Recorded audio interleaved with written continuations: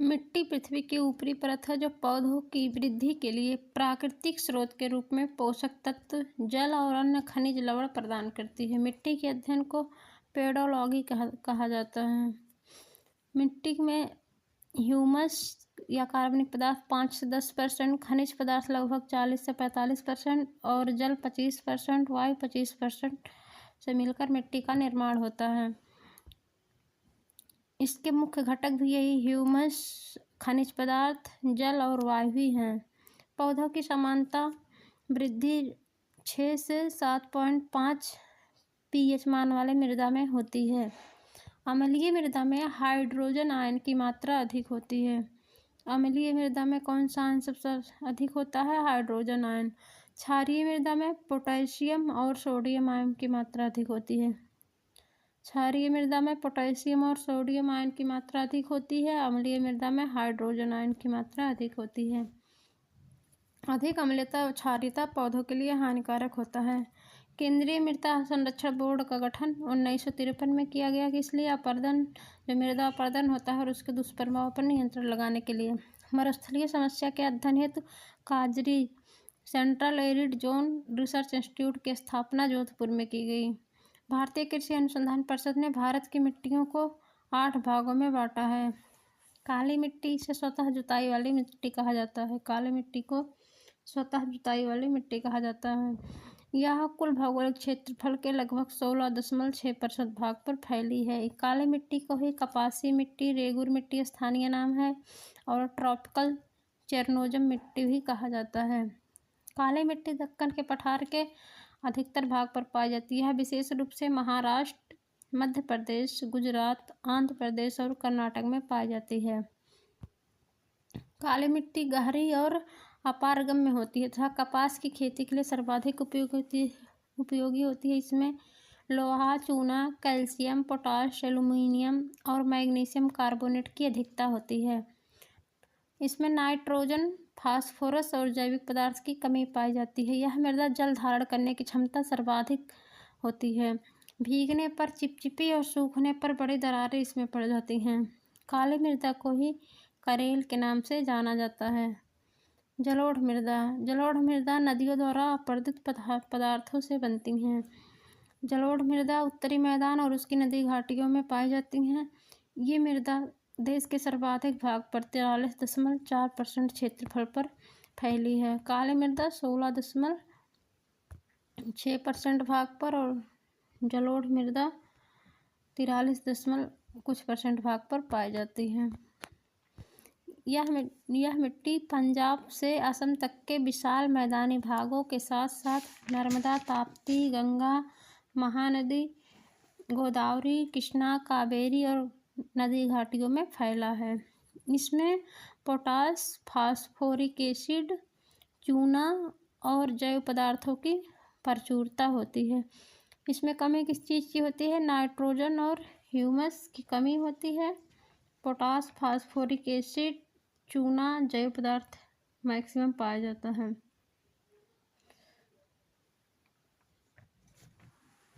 भारत की सर्वाधिक उपजाऊ मृदा जलोढ़ मृदा ही है। यह मृदा का रंग हल्के धूसर से राख धूसर जैसा होता है। इसका रंग निक्षेपण की गहराई, जलोढ़ के गठन और निर्माण में लगने वाली समाअवधि पर निर्भर करता है। जो पुरानी जलोढ़ होती है उसे बांगर कहा जाता है। जो नवीन जलोढ़ होती है उसे खादर। बांगर भूमि में कंकड़ और अशुद्ध कैल्शियम कार्बोनेट के तत्व पाए जाते हैं। इन्हीं को कंकड़ कहा जाता है, इसलिए मृदा बांगर अनुपजाऊ हो जाती है। सर्वाधिक उपजाऊ मृदा जलोढ़ मृदा होती है।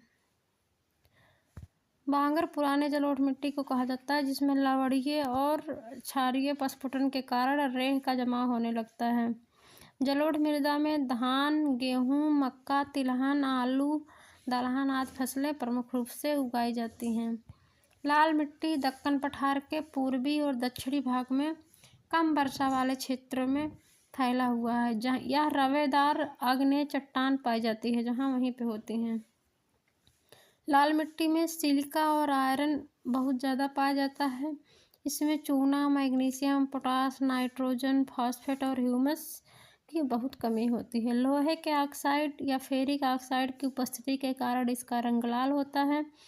यह मिट्टी छत्तीसगढ़, तेलंगाना, उड़ीसा, पश्चिमी तमिलनाडु, कर्नाटक, दक्षिणी महाराष्ट्र, छोटा नागपुर प्रदेश में पाई जाती है। लाल मिट्टी की जल धारण क्षमता कम होती है, इसलिए लाल मिट्टी में खेती करना कठिन है। उच्चतम स्थानों पर लाल मिट्टी में बाजरा की खेती की जाती है।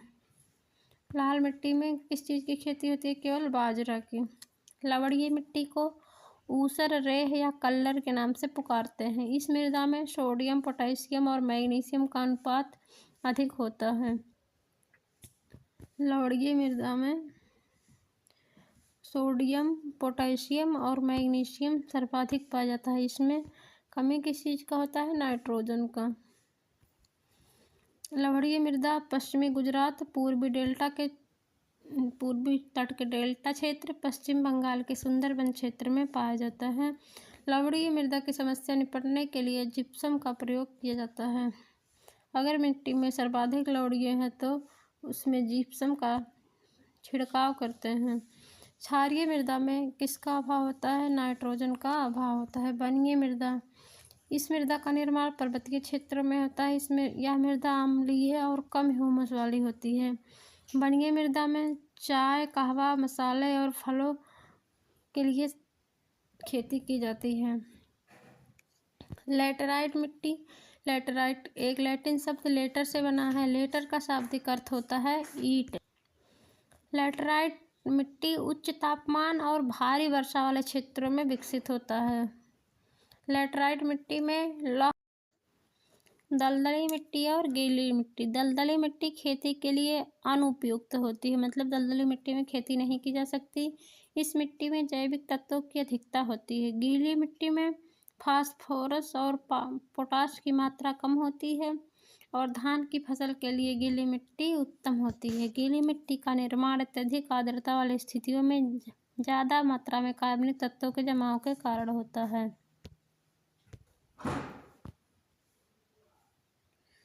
भारत में मिट्टी को 8 प्रकार में बांटा गया है ICAR के अनुसार। इंसेप्टिसोल, एंटीसोल, एल्फीसोल, वर्टिसोल और एरिडीसोल, अल्टीसोल, मालीसोल और अन्य। भारत में सर्वाधिक क्षारीय मृदा क्षेत्र उत्तर प्रदेश में है। भारत में सर्वाधिक क्षारीय मृदा उत्तर प्रदेश में और लवणीय मृदा गुजरात में। सबसे ज़्यादा लवणीय मृदा गुजरात में, पर क्षारीय मृदा उत्तर प्रदेश में। मकान हेतु ईंट बनाने के लिए लैटेराइट मृदा का उपयोग होता है। सूखा क्षेत्र विकास कार्यक्रम DPAP 1973 में प्रारंभ किया गया। मरुस्थल विकास कार्यक्रम 1977-78 में प्रारंभ किया गया। राष्ट्रीय बंजर भूमि विकास मंडल कार्यक्रम 1985 में प्रारंभ किया गया। एकीकृत बंजर भूमि विकास कार्यक्रम 1989 में प्रारंभ किया गया। भारत की जलवायु उष्णकटिबंधीय मानसूनी है। यह अरब सागर और बंगाल की खाड़ी से चलने वाली हवाओं की दिशा में ऋतु परिवर्तन है, उसी कारण यह नाम दिया गया है। एक निश्चित क्षेत्र के अंतर्गत समय विशेष में वायुमंडल की अवस्था को मौसम कहते हैं। भारतीय मानसून का संबंध मुख्यतः ग्रीष्म ऋतु में होने वाले वायुमंडलीय परिसंचरण में बदलाव से होता है। भारत की जलवायु को प्रभावित करने वाले प्रमुख कारक अक्षांशीय विस्तार, उच्चावच मानसूनी पवनें, समुद्र से दूरी। गर्मी के मौसम में दोपहर के समय में शुष्क और गर्म हवाएं चलती हैं, इन्हीं को लू कहा जाता है। उत्तरी भारत कर्क रेखा के उत्तर में स्थित होने के कारण शीत ऋतु में ठंडा और ग्रीष्म ऋतु में गर्म रहता है। हिमालय पर्वत के कारण मध्य एशिया से आने वाली हवाएं भारत में नहीं आ पाती हैं। भारत की जलवायु को 4 ऋतुओं में बांटा गया है। ग्रीष्म ऋतु, वर्षा ऋतु, शरद ऋतु और शीत ऋतु। शीत ऋतु 15 दिसंबर से 15 मार्च तक होता है। शरद ऋतु 15 सितंबर से 15 दिसंबर तक। वर्षा ऋतु 15 जून से 15 सितंबर और ग्रीष्म ऋतु 15 मार्च से 15 जून तक। भारत में मानसून का आगमन जून के प्रथम सप्ताह में होता है।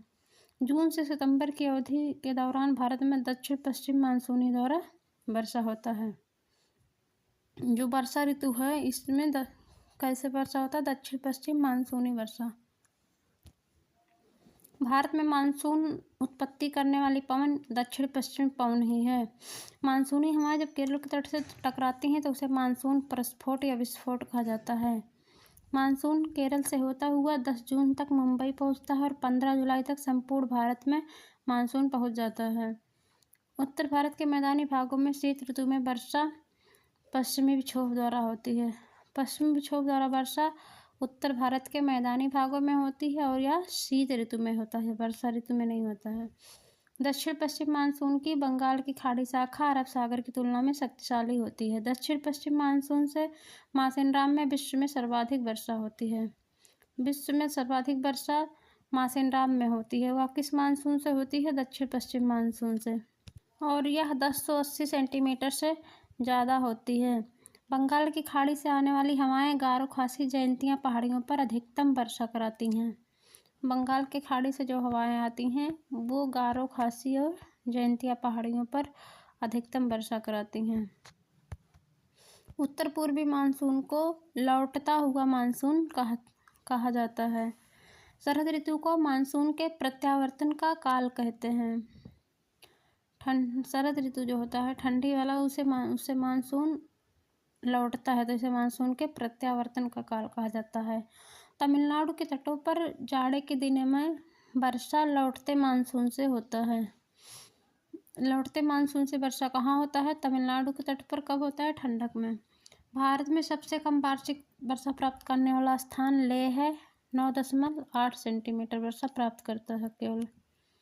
पश्चिमी घाट के पर्वत वृष्टि छाया प्रदेश में पड़ने के कारण तमिलनाडु में दक्षिण पश्चिम मानसून द्वारा वर्षा की मात्रा बहुत कम होती है। काल बैसाखी यह असम और पश्चिम बंगाल में वैशाख के महीने में शाम को चलने वाली भयंकर और विनाशकारी वर्षा युक्त पवनें हैं।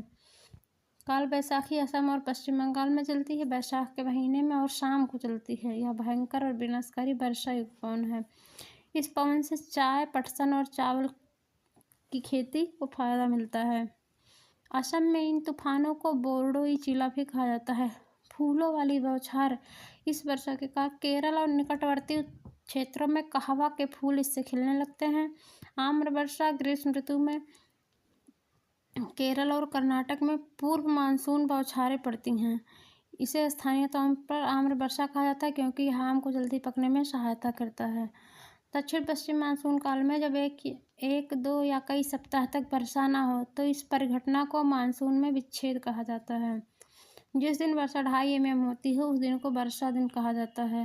भारत में औसत वार्षिक वर्षा लगभग 125 सेंटीमीटर होती है, परंतु इसमें क्षेत्रीय विभिन्नता पाई जाती है।